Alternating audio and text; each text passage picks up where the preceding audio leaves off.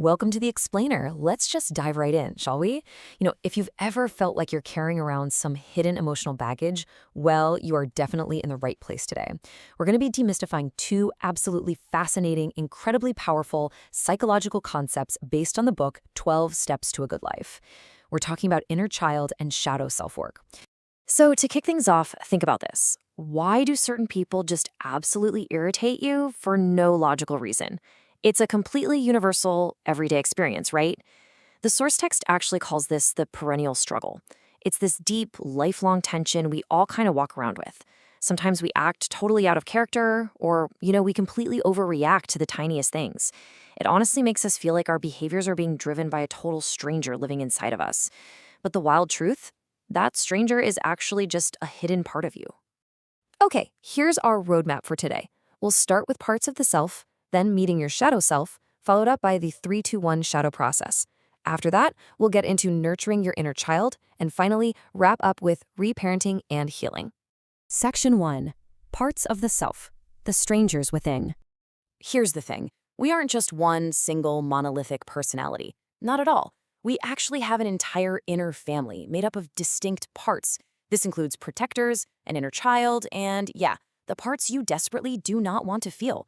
Think of it like a lost bus that's been abandoned by its driver, and it's just full of arguing passengers. They all basically want to get to the exact same place, like happiness or safety, but they are constantly bickering about how to actually get there. These parts are essentially just coping mechanisms that you've developed over your life. And the tricky part is, they often conflict with your true, authentic core, which the author simply refers to as self. All right, moving into section 2, meeting your shadow self. So what exactly is the shadow self? Well, it's made up of your unconscious emotional responses, your fears, and the pain that you have entirely rejected or just completely cut off from yourself. Think about it. Ever since childhood, when we're trying so desperately to be good and wonderful and perfect, we inevitably push all those traits we deem unacceptable right into the shadows. We literally hide them from ourselves. But as the text warns us, this hidden shadow doesn't just poof and disappear. Oh no, it negatively impacts our happiness, it causes us to act out, and it can really damage our relationships. And this brilliantly illustrates how we can actually spot the shadow in our daily lives through a mechanism called projection. Let's say someone is rude to you. If it merely informs you, meaning you just calmly think, wow, they must be having a pretty bad day, well, that's just a neutral observation. But if their rudeness deeply affects you, making you absolutely furious, and you're thinking, that SOB has the nerve to be rude to me, well, guess what? That intense emotional spike right there, that is actually your shadow self. You're reacting to a trait, in this case, rudeness, that you have completely disowned and suppressed within yourself. You are projecting your own shadow right onto them. Okay, section 3, the 3-2-1 shadow process. Now that we know what the shadow actually is, what on earth do we do about it? Well, here are 3 highly actionable steps to process those shadow disturbances. Now notice it goes in reverse numerical order. Step 3 is describe it in the third person. So take that rude person who triggered you and describe exactly what they did, like they interrupted me. Then step 2 is talk to it in the second person. Literally imagine that trait sitting right across from you and ask, why are you being so rude? What do you want? And finally, the hardest but absolutely most freeing step, step 1, be it or own it. In the first person, you actually say, I am sometimes rude. I interrupt people. By consciously shifting from it to you to I, you're actually reclaiming a lost piece of your own identity. You're taking away its unconscious power over you. Moving on to section 4, nurturing your inner child. You know those shadow protectors we were just talking about? Well, they usually formed in the first place to protect a very vulnerable, very raw part of your psyche, your inner child. This is the part of you holding on to unmet childhood needs for love and safety.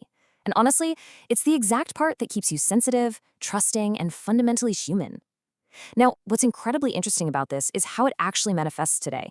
The source text points out that persistent emotional issues in adulthood, things like chronic anxiety, deep fear, or just a heavy sense of shame, those aren't permanent character flaws. No way. They are loud, blaring signals that your inner child desperately needs your attention and care right now today. Which brings us to section 5, reparenting and healing. Here's the best news. You do not have to wait for someone else to come along and fix your past. You can step up right now and act as the loving adult to validate your own emotions.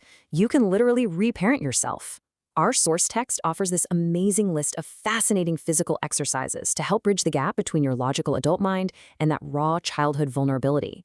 You can write letters to and from your inner child.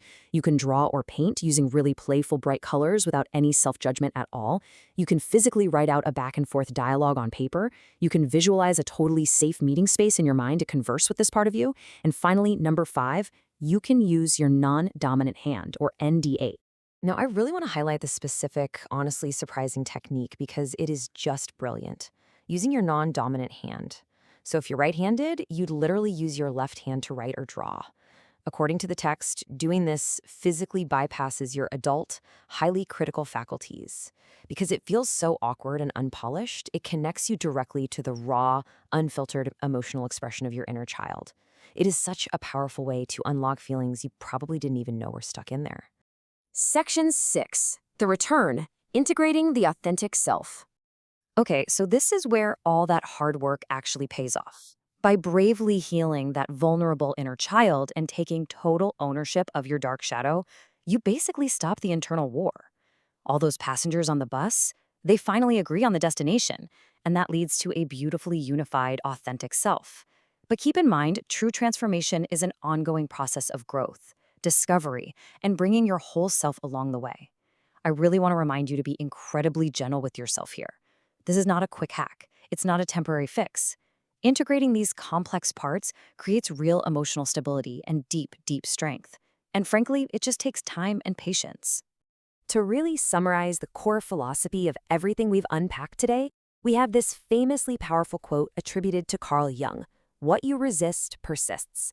The more you push away your pain, or ignore your inner child, or deny your shadow, the more power you are giving those things over your daily life. It's an exhausting battle. But welcoming them in? Well, that is what brings true freedom. Which leaves us with this final, genuinely provocative question. Which part of yourself are you going to invite to the table today? Are you going to listen to that anxious inner child? Will you finally own a piece of your shadow? You now have the structured tools to begin this profound inward journey. Thank you so much for joining me on The Explainer today. Take care of yourselves out there, and I highly, highly encourage you to start your own conversation with the strangers within.